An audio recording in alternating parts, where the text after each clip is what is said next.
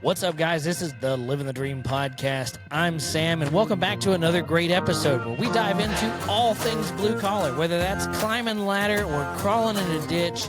We cover everything. So how about you go over to the YouTubes? If you're already here watching this, you probably are. Give us a like and subscribe. Drop us a comment. Follow us on Facebook. We're also on Apple Podcasts and Spotify. So how about you guys just sit back, relax, crack you a cold one. We'll do the rest. Let's dive into it. Welcome back, guys. This is Living the Dream podcast, and today I've got a special guest. Well, not really a special guest, honestly. He's back. You know, we're having him on the show again. We got Mr. Josh Palmer over here, and we've got a topic that I would say he's pretty familiar with. So we're going to do a little discussion about, I don't even really know what to title it. It's just a matter of if you had to quit to get the promotion, then it wasn't really a promotion. Mm-hmm.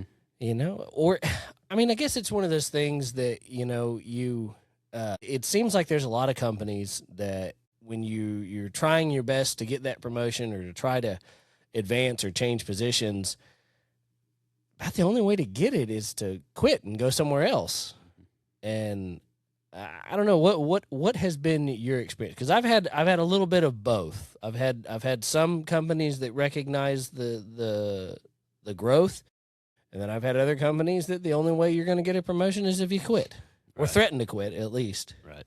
Yeah, I've just got one experience with it, and when they tried to counter my new employer, I at first said that I would take it just because the money was there that I needed, and then current employer countered it all again, and so I ended up leaving anyways. But it was, you know, kind of like the post you sent me. It was the same deal. I'd mentioned it in a yearly reviews, whatever, you know, you got coming up. I'd mentioned it, and it was always the same deal. Well, we don't have, you know, if I wanted in a field truck, well, we don't have trucks. Or if you wanted more money, it's, well, you're not qualified. Okay, what do I need to do to get there? Right. Well, you need to do, in this instance, it was tech level training. Mm-hmm.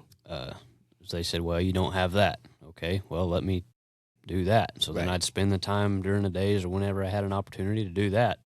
And it was actually, so at the dealership I was at, you'd get a machine done, you clean your bays, you know, it's quality control. You didn't pull anything else inside until your bay was clean. So between jobs or whatever, I'd get my bay clean, and then I'd sit there and clock into training and do the training hours and stuff. So my next review come around a couple months later or whatever, and go in the boss's office, and he gives me my review, and it's like, okay, well, this is where I'm at now. Mm. And it was, well, you're still not where you need to be. What do you mean I'm not where I need to be? I have all my tech level training done that you told me I needed to have. Right. And his words were, well, you're still changing parts. You're not a troubleshooter. You should not have been doing training when you were doing training. We have quality control stuff in the shop we needed to be doing. You should have been doing other things. Like, dude, my bay's clean. It's past, you know, everything. Parts are returned when parts are supposed to be. Everything I could do is done. Right. And then that's really when I kind of started seeing, like, okay, I can do what they're asking me to do, but it's not going to get me anywhere. And that's when I think I really kind of started looking elsewhere and what I needed to be doing. Yeah. So it's one of those things that, and I know I've had the instances to where it's just been a flat out. I've had to quit. Oh yeah, it's been like that the whole time. I just wanted to. Okay. Yeah, it's gonna look like crap, but the good thing is about the name drop here, Riverside, is it records to the phone, and then when we're done, it uploads. Okay, I just wanted to make sure, because I'd seen it. I was like, I don't know. Okay, I know. If I don't say something now, he's gonna be pissed. They're like, God damn, why didn't you say something? You were looking at it. Okay. Yeah, well, the monitor will be up there eventually, but you know, for right now, it's over there. All right. But I appreciate that. Yeah, so my bad. I'm new here. That's fine. It's fine. So I've had the instances to where, well, the company where I'm at now, I will say there have been some times, and I almost think that it was my lack of patience for it is because I was doing all the right things and I was putting in the effort and it was being recognized like vocally, but it wasn't being recognized financially. So it was weird for me too because, like, I mean, and honestly, in a lot of the podcasts I've been in, we've talked about this very scenario and how it got me where I'm at. But my dad's been with the company for so many years, and even, you know, some of the older guys and a lot of the guys I've known since I was little growing up are in the management side, and they were like, man, you just got to stick with it and other things. And then I get the same couple group of guys that's been there with my dad, have known me since I was little. They're still running field trucks and they're not in the service side. They're going in the service offices for the field and being like, why are we not putting this kid in a truck? Right. Put him in a truck and I'll take him with me if that's what you want. Whatever. Yeah. I had sales representatives doing the same thing. TCs, they were going in the service offices and being like, why are we not, you know, this company, one of their biggest things is being family-based, and we promote our inside guys. Right, promote from within. And they're hiring guys that are way less qualified than I was at the time and putting them in trucks, and they're going out and they're wrecking the trucks, or they're not, well, shit, name drop, but, you know, they're using it as a stepping stone, and it's well known. Right. You know, and they're not sticking with it. I was, you know, like I said, come up, Dad'd been with them forever. To me, in my mindset, from the day I hired on, which was a week after I graduated high school, was going to be my career job. Retire from there, you know, I was going to move up. And I was there 3.5 years, and I was out. And I have no interest in going back. Right. You know, and still I can, you know, some of these sales guys that were trying to get me in the offices, well, now they're my sales guys for where I'm at now. And it's still like, you know, still working with the same people. They'll send me stuff on social media or text me, you know, hey, how's it going? Send me funny, you know, whatever. And it's still like, man, I'm sorry. I mean, this was, 3 or 4 years ago now. I've been in a truck 3 years, I think, been in a truck that long. And so now, you know, I still go in there every week to get parts and, you know, whatever. And I can still run into them and they'll be like, man, I just don't understand it. And now the truck I've built, to me, I get a kick out of it because it's the flashy, everybody knows the truck, and I can back it into their front door and then go in and get parts. So everybody knows it's me when I pull in there. And I get a kick out of it, you know, and it's a while back, it's kind of off topic, but a while back I went in there to get parts, and there's some young guys, they may not be interns now, but they were interns at the time in there, you know, 19, 20-year-old kids, the way I was when I started. Right. And they've got me on TikTok or Snapchat, whatever. Of course, you know, usernames on the side of the truck. And I thought it was funny. I went in there to get parts at their will call, and they were in there talking to me. What is like lunch? Is it first break or lunchtime? Something. And they talked to me. Hey, nice truck, whatever. I appreciate it. Get my parts. I go back outside, and there's like 3 or 4 of them in the parking lot taking pictures of the truck. As the service, not the supervisors, but like general service managers. Yeah. The same guy that offered me the money to stay and was trying to talk me into all this stuff is walking in the door behind them. They're out there taking pictures of my truck, and I'm walking outside of the truck. That made my day. There you go. It's one of those, the little, just that's, there was no actual confirmation of it, but it kind of just gave you that little bit of a. Yeah. So anyway, that was kind of going down a rabbit hole, but like you were saying, I kind of had mixed signals, I guess, if you will, from that company, because like I said, I had guys in offices that wouldn't give me the time of day, and then I had guys that were out here that have known me forever, and they were like, dude, why are you not? Man, I'm trying. I'm doing everything I can. Yeah. Well, and I've had instances that, you know, I mean, you know how much I freaking work, long days, weekends, you know, projects, crap like that. And I've done that since I started where I'm at, basically, because it's just one of those things. It was what was required. Well, you do that for so long, you kind of burn out, and you're like, what am I actually doing this for? I shouldn't be having to ask. Right. So that was one of those things. You say that you shouldn't have to ask. And I'm one of those where I'm not going to ask for a raise. I did that when I was younger, and it doesn't get anywhere. It just puts a stigma on you, because then all you're doing is you're walking around going, you know, give me more money, give me more money. But I mean, in all reality, you shouldn't have to do that anyhow. If you're doing what you're supposed to be doing, then they should recognize it and they should do it. And that's a leadership problem. That's a culture problem in the company. There's a lot of factors that play into that. See, and like I fully agree with that, and I also think cost of living, it's gone up astronomically, whatever. So annually, I think these places need to be doing something. And if you're not somebody that they feel deserves a raise annually, even if it's not much, but something when you're just something to compensate for inflation. If they're not worth that to you, then why are they there? Right. So don't hold everybody that's doing what they are doing correctly to the low standard because you don't feel everybody else should get the raise. Or for that matter, and this is something, and this is just because I've not been in that position. I've not had to deal with the backlash from giving somebody a raise that didn't get a raise or what have you. But at the end of the day, like my thoughts is it's like, okay, if I've got somebody over here that's busting their ass, that comes in, that answers the phone, that does all of this stuff, and they're kicking ass, but I got some other Joe Blow that's sitting over here that, he does his job, but he's not going above and beyond. But they're like, well, all we can do is give you a 4% raise because we don't want to upset the other guy. Who gives a shit about the other guy? One, you're not supposed to be talking about your damn pay anyhow. I would say that's in our higher packet where I'm at now. Yeah, you don't talk about your pay anyhow. See, and like I have mixed feelings on that and partly probably because I've never been in a management or business owner role. Right. But I feel like if you're someplace that's got very competitive pay, and that's something that you brag about, you put yourself above other companies in your advertising and things like that.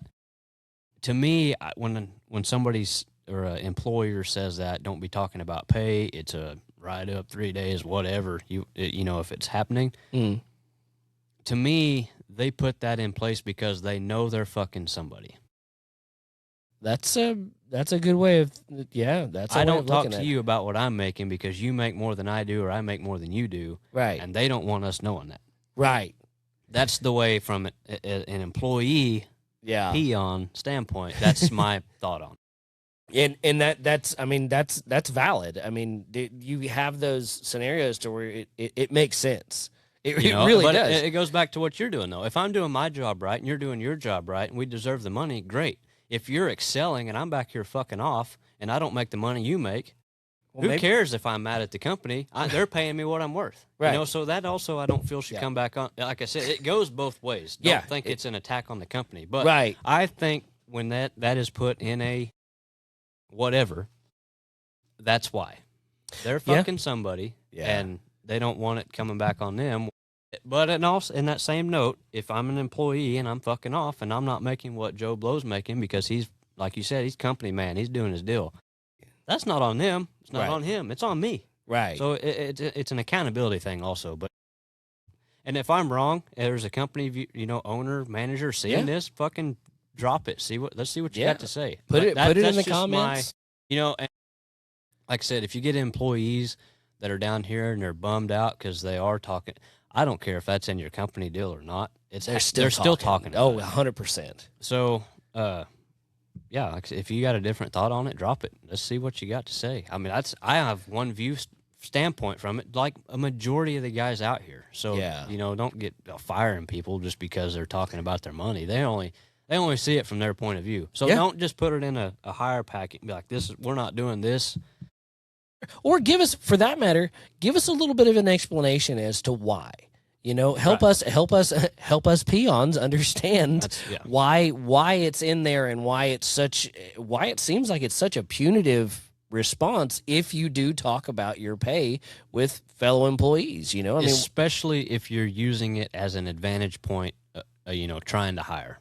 If in your hiring process it is we are a competitive pay company, right? Why is it? Why can't we talk about it? Why is it so disclosed? It's true. Yeah, I mean that's a good thing. For me though, it's always been a personal thing, and it's not even been a company because I don't know that I've ever been with a company that said anything about that. I honestly can't remember if the dealership does. But I know where I'm at now. It is in the higher packet. And it may be. Maybe I just didn't read that part of it. But I've always been one of those deals to where it's none of your damn business what I make.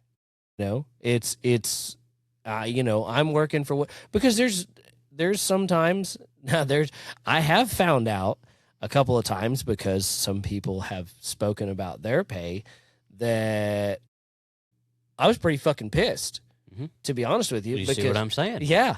And I'm like sitting here going, this son of a bitch is making more money than I am.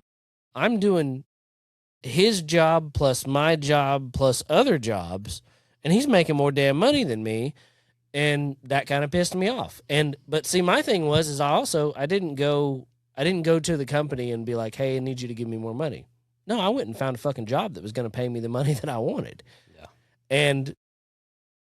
And I was like, all right, fuck it. I'm going to go somewhere else, and I'm going to go make the money that I'm worth there.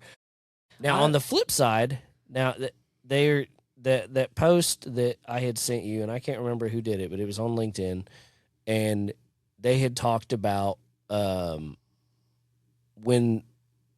the employee went to the company that they bought them back, essentially, is what they call it. They call it a buyback. Which is what the dealership tried to do to me. Right. And, you know, she got the person, I don't know if it was a he or she, the person got the promotion that they wanted and the money, but in the end of the day, they didn't really get the position. There was no authority. There was no decision making. There was no actual position. It was just a title. And a title without decision making is bullshit. It's just that's all there is to it. Well, and it's like it said at the end of that post. They were doing nothing but the company was doing nothing but buying themselves time to fill that position. Yeah, basically. So I also have that deal to where I'm a little reserved to say that, you know, some companies just, they don't want to do it, or because when I ended up putting in my notice because I was going to go to work for another company, I found out that they were in the process of promoting a lot of people. They were just waiting for the bureaucratic stuff to go through, and there were a lot of us that were going to get promoted. And oops. Apparently, I didn't put my phone on silent. It was a fitting sound effect, leveling up. But there were a lot of us that were going to get promoted anyhow. So it's one of those deals too that I almost feel like that's just life. If I you think that scenario there is just like there's a lot of things, you know, that you could be impatient with anything, and it could be coming. That's just life. So it's hard to say that, you know, maybe I wasn't patient enough and I was doing all the right things, and maybe I just wasn't patient enough for them to be able to go through and do it. But on the flip side of it too is I'm like, okay, well, how long does it really take? If you're really concerned about these people getting promoted, then why weren't you doing it sooner? Yeah. So I'll tell you, like, two of the biggest things that got me, well, maybe three that just right there at the end just was like, you know what? If I had someplace to go today, that box would be on a trailer. Yeah. And I'd be out of here. One of the first ones comes right down to pay. And what I said about companies needing to annually, you know, because at least where I was at, yes, they would give you a annual with your review, 4%, whatever it may be. Right. Okay, so that's who they've got now. So over 3 years, you might make a couple dollars. Right. Okay, so I'm making, we'll just say $20. If I'm making $20 an hour, right, next year I might make 21, 22. So after the course of 3 years, I may be making $23 over, you know, for annual 3 years, cost of living, whatever that's supposed to get me. Right. However, in that same 3 years, while they're keeping you where they want you, they're hiring interns in at $6 an hour more than what you were making and what they hired you in at. Yeah. So now, and this happened, they're wanting me to take mentorship training. Yeah. I've got an intern working for me, with me, for so many weeks on, so many weeks off. Now, I'll have to try and find the episode because we talked about the intern show. I'll have to find the episode about this where we talked about this, and we'll drop it up here, and then it'll be in the description below for you listeners that aren't viewers. And so the interns, you know, whatever their case may be, didn't have their shit together like I did when I wanted to get out of school, whatever. And this is no shit talking on interns. At the end of the day, this was nothing, you know, no intern's fault. Right. But as an employee, when I try to get a raise or I try to get a move up or whatever it may be, and I get told no, then they hire an intern in making as much or very close to what I'm making with no tools, you know, no nothing. So now he's making my money. He's using my tools that I paid for. Yeah. Out of my toolbox that I paid for. Yeah. And I'm having to take more time out of my day to train the kid, which is I get training. We've talked about that too. I'm not going to harp or bitch about training somebody. Right. But at the same when right. I go to my review and we have flat rate times we're supposed to meet and they tell me I'm behind, I can't get that raise. I'm behind because you got an intern kid working with me and I'm trying to teach him that you got to tighten the bolts when you put them back in. Right. Or the shit's going to leak. Right. So now it's affecting me. Right. It's affecting my tools, my, you know, toolbox. It's all coming back to me and this kid's making the money. Right. Making the money you want to make while you're training him. Yeah. And he's using my shit. Yeah. So that was one thing. Another thing was we had personally one supervisor. He was kind of over the shop supervisors who would come out on your Monday morning. We had a safety meeting every Monday morning. He would come out in that meeting sometimes and be like, man, you guys are great. You're kicking ass. Our money's up, whatever. And I shit you not, 30 minutes after that meeting, you can be in the shop. And if you were on a project that was not good enough, he was out there and you were fucking worthless. You weren't doing nothing right. And this is no bullshit, dude. 100%. So, Buddy and I, we're still buddies, but worked there with him. We had, this was actually the last project I worked on before I called my boss now. Yeah. Big haul truck. I mean, mining truck. You could barely fit it in the shop doors, but you couldn't use the overhead cranes on anything because it wouldn't fit over it. Oh, wow. So we had to pull the transmission out of this truck. Well, on these, the transmissions are actually mounted to the rear end. So you had to get the bed up, get a crane under the bed and shit. So we were going to have to use a field truck. Okay. So we had 3 or 4 trucks out back. They were all old trucks. Nobody was running anymore because they had shit wrong with them. Right. So we go out there, drag a truck in, can't get the fucking thing to work, take it back, get another truck. I mean, we're a day and a half just trying to get a field truck that we can do something with. Finally get this thing to work. Start swinging this transmission out, whatever. It was a shit show from the beginning because it was a newer model truck, so we went and talked to TCs and the older guys in the shop. They said, well, the older trucks, you had to pull the rear ends out with the transmission. Okay. We're shop guys. We hadn't worked on anything this large. So we start doing that.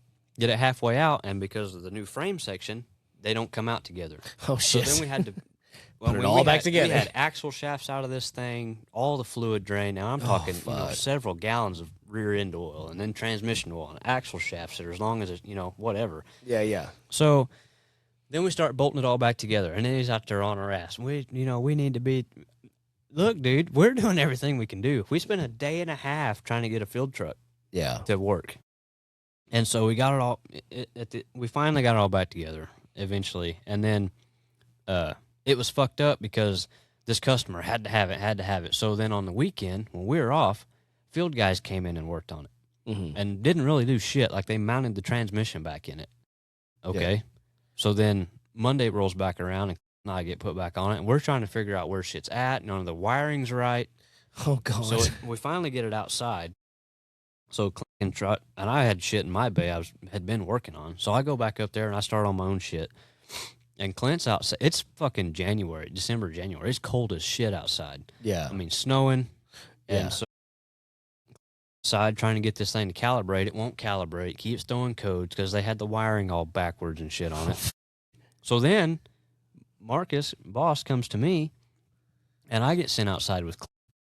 And at this point, I'm throwing my hands up because, this guy's chewing our ass. We're worthless. We're not doing nothing right. And then my boss is on us and wanting me to go outside and work on it. And I'm like, look, I've tried to get a raise from you. I've tried to get a field service truck from you. Didn't happen. Yeah. We had 2 field positions open. I was told, go talk to the field service supervisor, one of the 2. me and 2 other guys did that because we all wanted a truck. Yeah. Do that. They didn't. He told us, yes, fill out the applications. We will get you guys in for an interview. Right. Cool.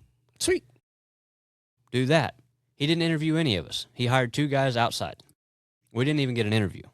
Oh. And then this truck comes in, and they want us to go outside in the snow and we'll use a field truck and try to get this motherfucker to calibrate. Fuck you, I'm a shop mechanic. You That's don't want right. me out working in the field? Fuck you. You go out there and fix it.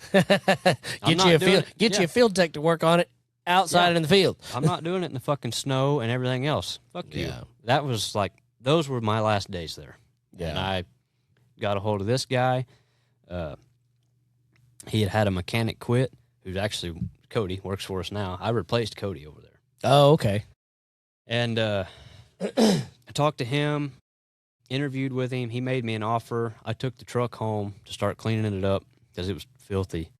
And I had the truck at the house for damn near 2 weeks before I started. He's like, take it home with you, get it ready, whenever you're ready, just let me know. Yeah. And I was not just going to quit the dealer. I was going to put my 2 weeks in, do it all right. Right. So do all that, and that's when the fucking auction started coming. Right. And yeah.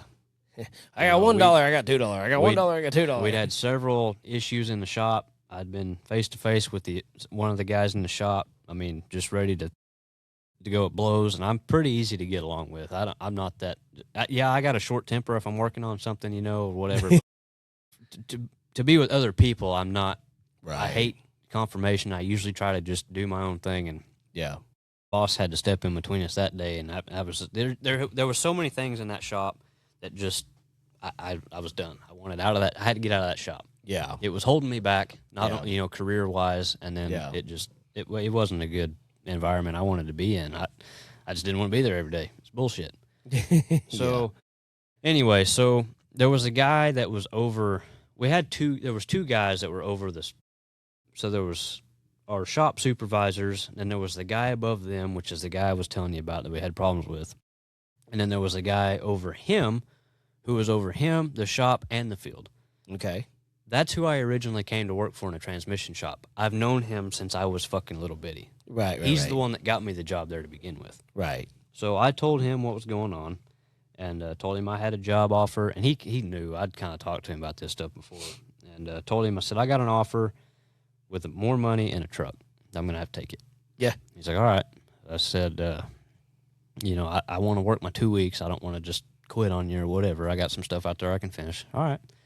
So then he went and talked to the regional service manager. Right.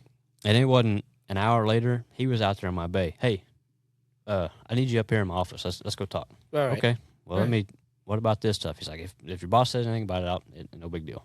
I need to talk to you. Okay. So I go up there to his office, and that's where he's already got it pulled up on his computers. Now, granted, that shop was a lot of rebuild, big jobs that take months. So I'm not just going to sit here and run these guys in the ground about they weren't as quick as I was or anything like that. I wasn't doing turnaround work, but I was compared to what they were doing. I was doing transmission swaps and articulated trucks, transmissions and engines and machines. So, I mean, it was turnaround work, but it wasn't like, a service. Right. So he pulled it up, and I had the highest numbers in that shop. Right. Because of this. Right. And he offered me, I don't remember now what the money was, but he offered me a couple dollars, and I told him he's like, why are you even looking? I said, well, because I've done this, this, and this, and I get told I'm a parts changer. I've done this, told to apply, and I don't get an interview. Right. If you don't want to put me in a truck, fine. You had no problem telling me that the past 3 times. Don't tell me to go interview for the damn thing. Right. Don't dangle a damn carrot in front of me. I laid it all out to him, and he's on a notepad. I mean, writing this shit down. He's like, man, I apologize. I didn't realize this shit was going down. I said, all right. And I had a lot of respect for this guy. He was a good dude the whole time I worked there. And it's really kind of sucked since I've left, because now I can go in there and sit at the end of the parts counter, and he'll walk right by me like he doesn't know me. So that kind of sucks. And like I said, my dad still works there, so they, but it is what it is. So I got a hold of my boss, told him what was going on. I was like, man, they've offered me more money. I'm going to have to stay. He's like, all right. His wife was actually in the hospital having surgery, and I didn't know it at the time. And I told him all that. I said, just let me know when you want me to bring your truck back. I said, it's cleaned up, whatever. And he said, don't bring the truck back yet. Told me what was going on. He said, give me a couple days. Said, Right. all right. So I'm just going to keep doing what I'm doing then at CAT. Okay, you do what you need to do. So I did that. A couple days goes by, and he texts me back. He's like, hey, man, I'll give you this amount of money. And it was $1 less than what CAT had offered me to stay, but it was going to be in a truck. Right. And so I got with the service guy. I was like, man, they countered again. It's $1. He's like, what are they offering? I said, it's $1 less, and they're still putting me in a truck. He's like, well, I can't get you a truck right now. I said, we just don't have them. And the money's, he was all he could get me on the money. I was like, man, I'm sorry, but I'm going to have to take it. Mm-hmm. He's like, all right, that's no big deal. So I got with the guy down again, told him what was going on. He's like, all right. And I said, at the time, I was kind of between work jobs in the shop. And so I asked him, I said, you want me to do my 2 weeks or do you want me to just go? And he's like, you can just come get your stuff if you want to. And he was cool about it. He wasn't a dick. Yeah. So, all right. So what about my boss? Because I have not, he's ex-military. I mean, we called him the little general because he was just a fucking micromanaging thumb on you. Oh, God. Now, I'd grown up around the guy. He's cool Right. as shit outside of work. I mean, you sit there and talk to him about hunting, fishing, whatever. But when it comes to work, I He's hated big. it, man. Yeah. And so he's like, I'll take care of it. I said, all right. So I go get gooseneck, and I head to the shop. To get my shit. Well, I had not made it to my boss's office yet. And I text the guys that I was working with. I was like, hey, I'm coming to get my box. So would you mind opening the door when I pull around there? Yeah. So I back in there. Of course, my company laptop, everything's still in the box because I hadn't really planned on leaving yet. Yeah. And I backed that trailer in there, and my boss come up. I mean, his face is red as that deal over there. He's like, "Oh, I guess you're done." I said, "Yeah, I'm gonna have to take an offer I've got."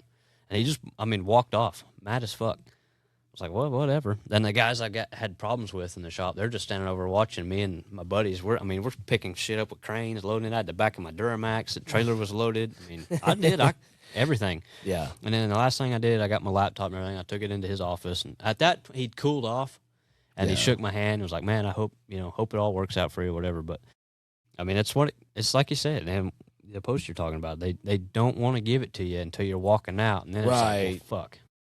But that company is well known for not giving raises unless you quit, and they offer you the money to come back. There's so many guys that have done that. It's very well talked about. But since I've left, it's really gone downhill, and they've lost a lot of guys to the rental side, Dad included. He's been there 20 years. And, yeah. So, we do need to crop some names out of this because I don't want shit coming back to him or any of the guys. Okay, we can do that. They've lost guys I worked with in the shop to rental. They're in rental field trucks now because they couldn't do what they wanted to do in the main shop. Yeah. They've lost salesmen, supervisors. They've lost a bunch of guys to the rental, and they're just, I don't know, man. It's bad. Yeah. Their parts department's gone way downhill. They used to be like the top of the line in Tulsa parts departments, and they are like dead last. They absolutely suck to deal with. Dang. Well, I kind of feel like that there's a lot of places like that are running into that, and it goes into some of the stuff that we've talked about on here with the one. There hasn't been enough influence on the blue collar jobs, which is kind of where this podcast came from. And two, there's, the work ethic isn't there. There's not the pride in the work. And there's also, like you were talking about the micromanaging, there's also not that impartment of ownership to what you're doing in your career. Like a lot of places, they want to lower over top of you, and they want, you don't have any decision making capability, and that's a tough one too, because they're like they want you to do better, they want you to grow, they want you to excel, but then they either don't want to give you the decision making capabilities, or see, that's kind of mixed where I'm at now because it's a small company, family owned. Obviously, we got one owner. He's there every day. He's over the jobs. He's we've got a bunch of operators and crew guys, but there's only 3 mechanics in an oiler. Right. And so the guys out in the field, they've got their superintendents or whatever, and then so they just can't believe, like, you guys really talk to Brian every day? It's like, yeah, we're in his office every morning. Right. To us, he sends us TikToks, like it's like a family deal. Yeah. But with Brian, it's it's kind of yes and no on what you're talking about there, because there's some things he's like, dude, I don't have the time. Do what you need to do. Right. Fix it right and don't spend no money. That's what he likes to say. That's one of his favorite lines. And he'll laugh when he tells you, but he's being serious at the same time. Fix it and don't spend no money. Yeah. Okay. A lot of our equipment is all older stuff. Even our service trucks. Yeah, he let me drop a fortune and build a truck. It's fancy as fuck, nice. I mean, but it's a 45-year-old Pete. But, I mean, it looks brand new. But he's just kind of one of those guys. He likes to repurpose the old stuff. So there's a lot of, and Brian came up. Yeah, but the old stuff is like the parts are cheaper. They're more of it. There's when more you of can them. Find it. I mean, we're talking some of our shit's obsolete. But Brian grew up with his dad running the company, and they only had a handful of machines, and Brian was the mechanic. So Brian knows how to rig this shit together and make it move dirt. Well, so there's a lot of things he's like, I don't have time, fix it. And then there's some stuff he's like, let's try this and this before we just put an engine or whatever it may be. Yeah. So, okay. So it's some stuff he's like, yeah, just fix it. And other times he's like, no, we're not going to do it this way. We're going to do it this way. And then at the end of the day, his way takes a week longer and more money. But the point is, that's what he wanted to try to do. Right, so, right. Okay, well, I guess let's do it. He's paying me either way. Yeah. So yeah, I mean. But it's hard for me, too, because I come from a dealer standpoint. So for me, it's like, I got to fix it right now, like only this kind of oil, keep it clean. And he's like, oil's oil. Put it into them. Some right. oil's better. So it's like, to me, it's just hard in general, because I'm coming from a dealership to now it's like, okay, now it's real world. Put the sumbitch back together and get it moving dirt. Yeah. Well, and that's probably, I'm spoiled because like some of the POs that I've cut on parts and stuff like that are just astronomical. No, I mean, yeah, I know what we're talking. And it's ridiculous. But, I think if I were to go somewhere else, I'd be kind of like, well, fuck, I used to drop like $20,000 a week on parts and shit like that. And like, well, no. And we do. Our parts bill is astronomical. I'm sure it is. We broke over $1 million just in parts last year. Sheesh. So it's. Yeah. Well, and we're nowhere near like you guys on precision equipment. That's a lot of money for that's some a lot dirt of crew boys. Well, in a privately held company too. Yeah. It's not like, you guys are, a major corporation. It's, it's single proprietor. So, I mean, I guess it's one of those things too that there's just for you guys that are out there that are watching, listening. Sometimes sometimes you've got to wait it out, but then other times too, you've got to, what's going to work for you? Because that's really what it boils down to is are you comfortable, or are you barely making it paycheck to paycheck and you're still working 70, 80 hours a week and nobody's noticing? Because that was where I was at, I was stuck in the middle of, I wasn't struggling to pay the bills. I was making good money. Mm-hmm. I was working an ass load of hours, but it wasn't like really affecting my life because I still had some time off of work and so on and so forth. But I wanted to make more money, and, people were willing to give me that money. So I went after it, and then I got bought back. But at the end of the day, I didn't want to leave the company that I was at. I really I wanted to be a career guy. There was just so many factors there at the end. It's like, you know what? Yeah, I'm out. I think if I was in your situation, I would have done the same thing. Just because it's one of those deals to where they're telling you to do this stuff, and then they're not. You're doing it, and they're not holding up their end of the bargain. And I think that would definitely turn me off from. Well, and I think at the end of the day, it's just I'm bucking their system, and they have no intentions of giving me anything. So they tell me, well, you do all this, and maybe, and then I do all of that, and they'd be like, fuck. Now, and it'd be a new excuse of, yeah. Well, you're just changing parts. Dude, I got this truck to the frame down here. Yeah, I guess I'm changing parts, but I troubleshot why the transmission's coming out of it, putting it all back together, and I'll have to take it out there and run through all the calibration. I mean, I don't know.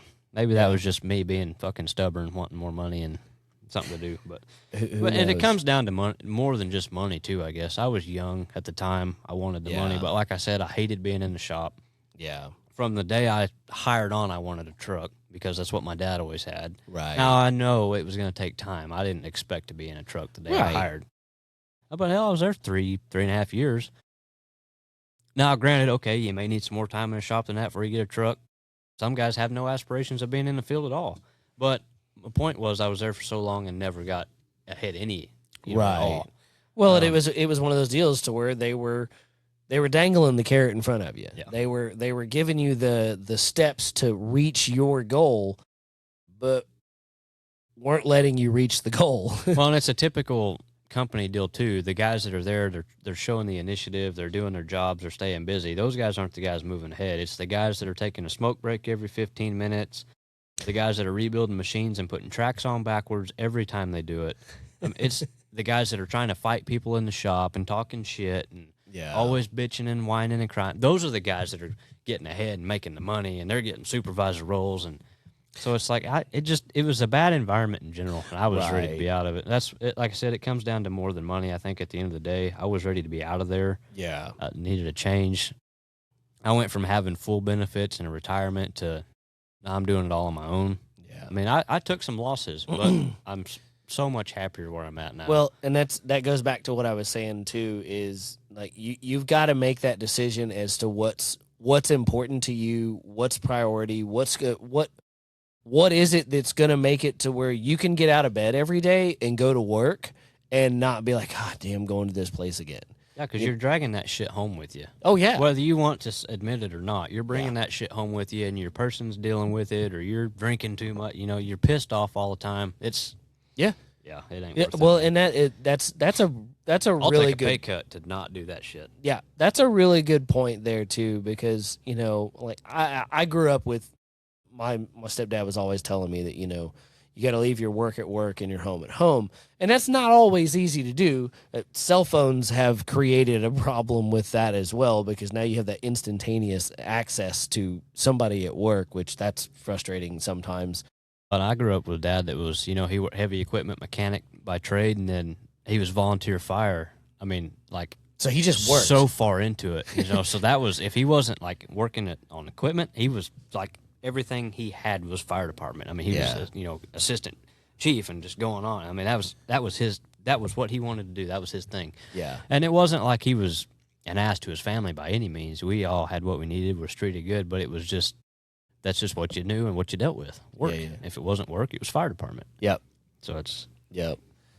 I mean, I remember growing up in school, Tracy and I, we didn't really play. We played sports, but it's not like we were fucking going to college to do it and getting shit like that. Yeah. So, but all the coaches and everything, they'd call us by our last names because we always wore fire department shirts. Yeah. So they always had. That's just what everybody called. Yeah, that's what everybody called us. Yeah.